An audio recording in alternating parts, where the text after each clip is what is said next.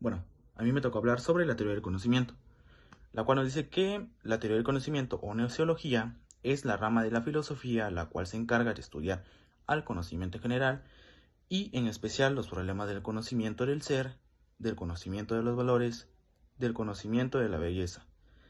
El término gnoseología fue creado por Manuel Kant.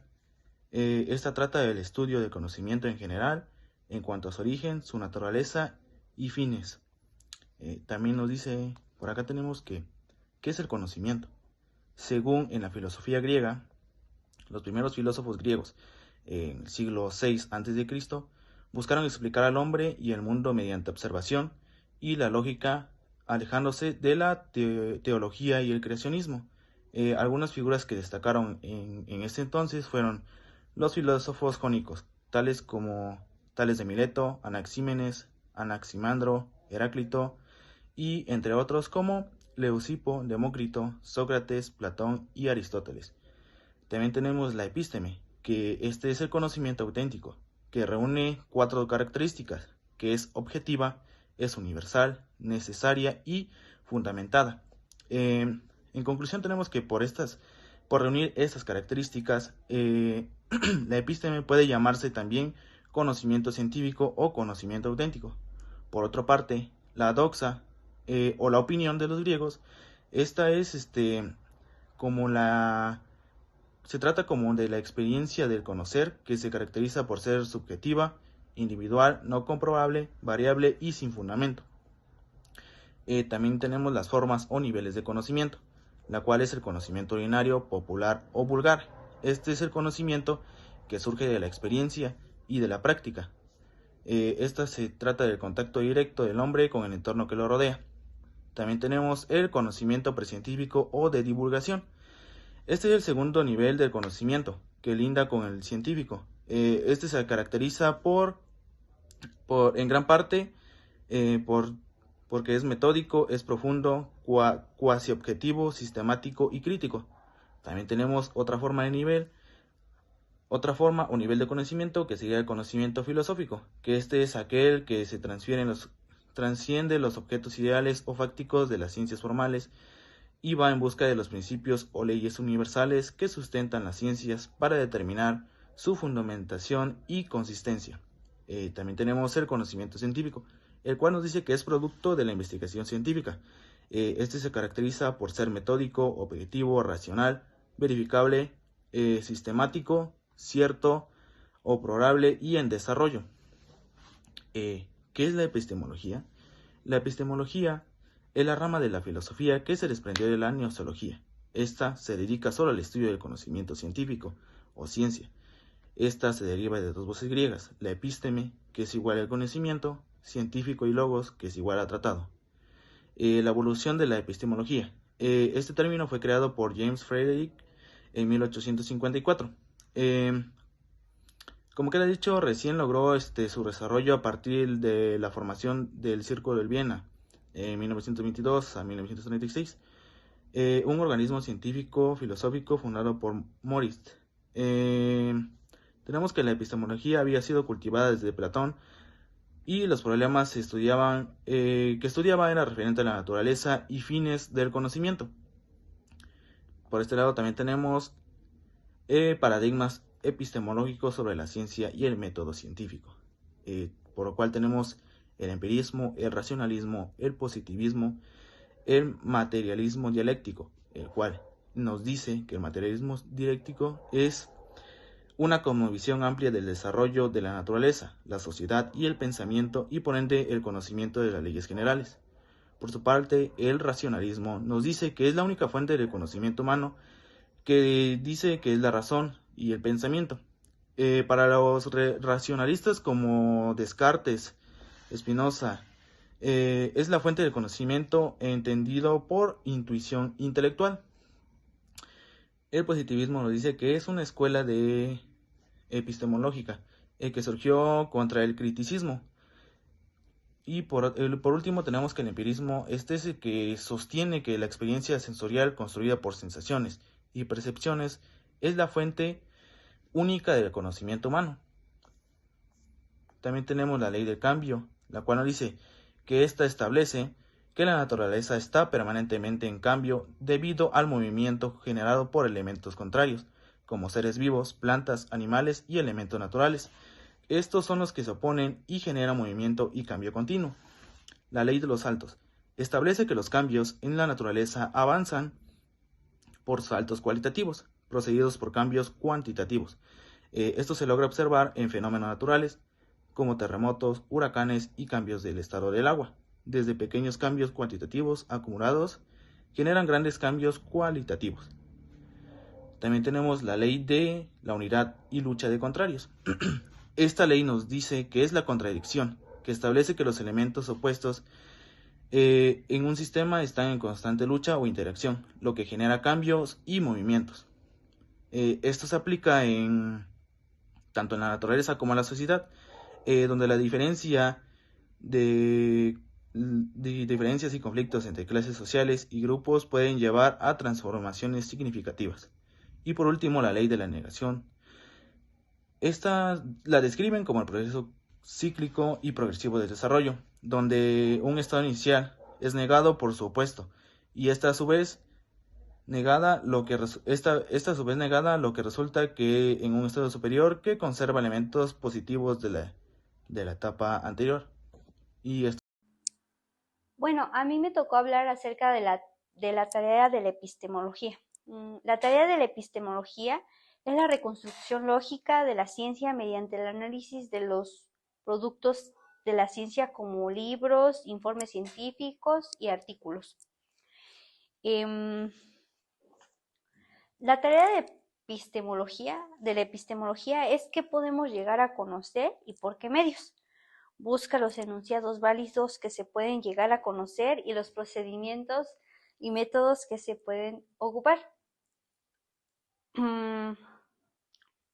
El enfoque de sistemas es un conjunto metodológico epistemológico para investigar, estudiar la realidad, no solo natural, sino también la social y humana. Establece que el estudio de la realidad debe hacerse como un complejo de elementos o sistemas y por lo tanto plantea la necesidad de estudios interdisciplinarios y transdisciplinarios. En otras palabras, facilita la transferencia del conocimiento entre disciplinas. Las premisas básicas de la teoría de sistemas son: los sistemas existen dentro de sistemas, los sistemas son abiertos y las funciones de un sistema dependen de su estructura. Los sistemas existen dentro de sistemas, cada sistema se constituye de subsistemas o microsistemas y al mismo tiempo forma parte de un sistema mayor llamado suprasistema. Un ejemplo sería el sistema educativo nacional. Sus subsistemas del sistema educativo nacional son el subsistema de educación superior, el subsistema de educación media superior y el subsistema de educación básica. Los sistemas son abiertos. Cada sistema existe dentro de un medio ambiente construido por otros sistemas mayores, en los cuales hay flujo constante de insumos y productos. Una situación podría ser la escuela con un sistema abierto, una escuela que puede entenderse como un sistema abierto que interactúan en su entorno. Las funciones de un sistema dependen de su estructura. Cada sistema tiene un objetivo o finalidad que constituye el insumo de intercambio con otros sistemas. Podría ser la organización de la educación en niveles, que por ejemplo son la inicial, la primaria y la superior. Determina las funciones específicas de cada etapa. Los parámetros de los sistemas son valores constantes a diferencia de las variables. Los parámetros de los sistemas son entradas, salidas, procesamiento, retroalimentación y ambiente. El realismo y el constructivismo contemporáneo. Aquí se divide en tres partes, que son la perspectiva de Ian Hacking, que este filósofo introduce un cambio de enfoque crucial. Argumenta que el valor esencial de la ciencia no debe centrarse en la verdad científica, sino en el conocimiento teórico. Este no se centra en la verdad científica el conocimiento teórico, sino en su capacidad innovadora y de intervención. Em, También está el realismo constructivista de Ronald Guéret. Guéret intenta reconciliar el realismo tradicional con el constructivismo.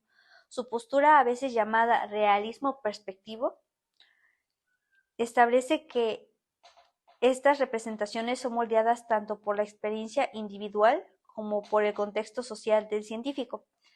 La aceptación de una teoría científica no se basa en la verdad absoluta, sino en que sus elementos y modelos demuestran un buen ajuste o correspondencia con aspectos de la realidad.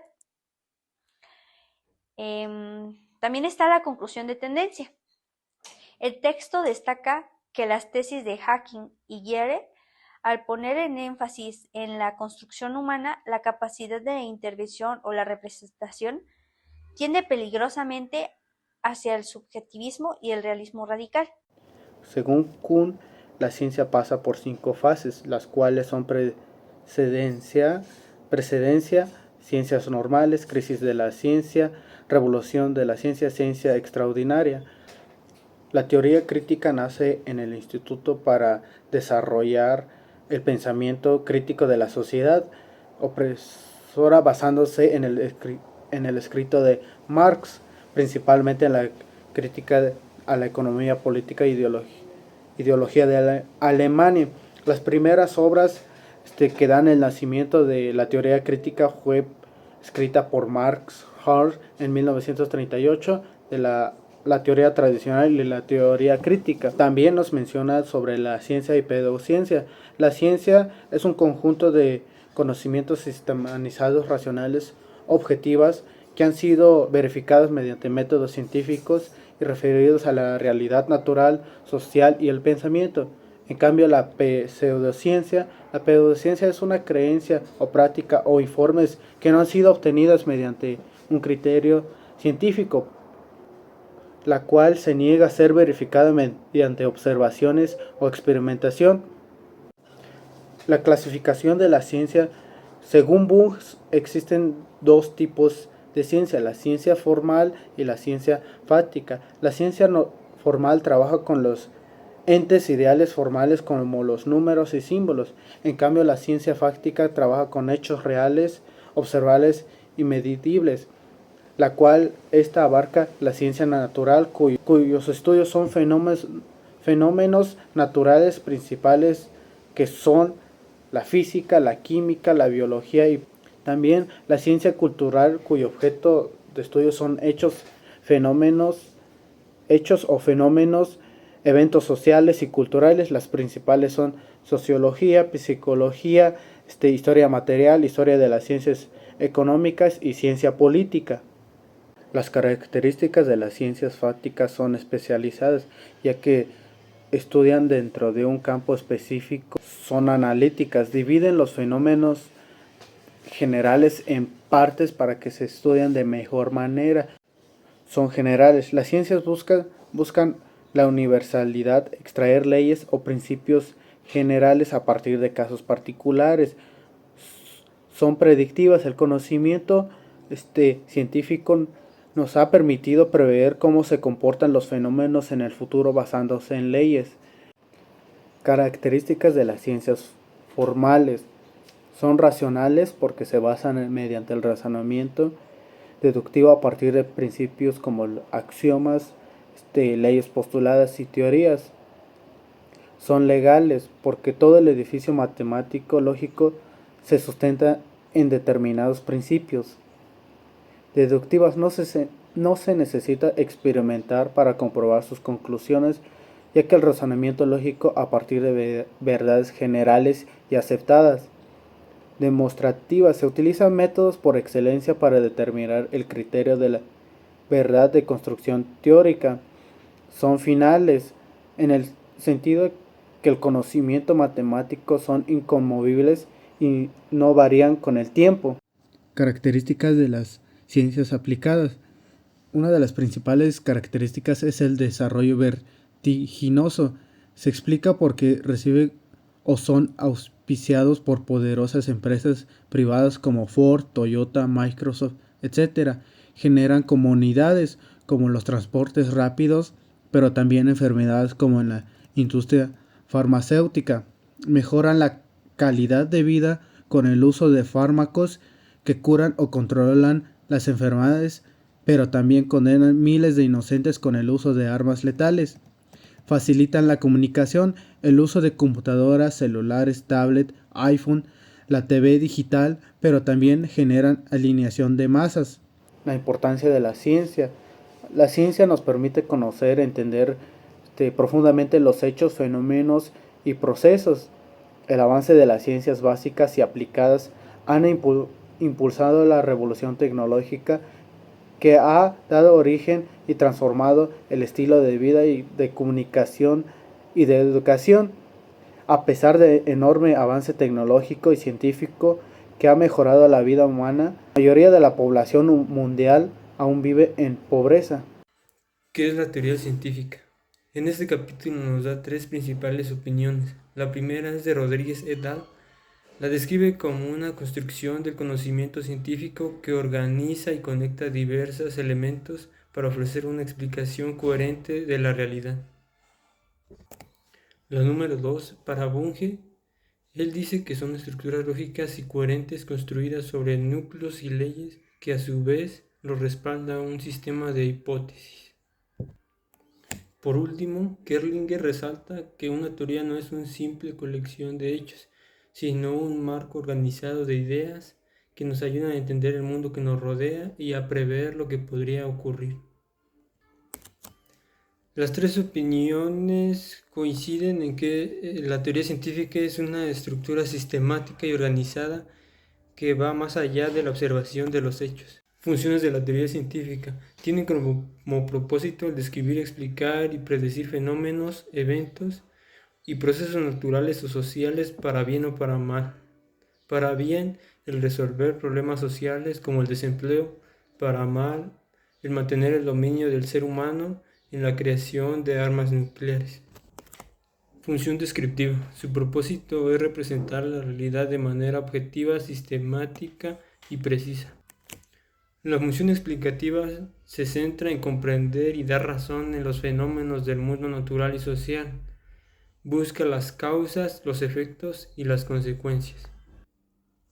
Función predictiva. Se basa en el análisis de datos históricos y patrones para anticipar eventos o acontecimientos futuros en diferentes campos científicos.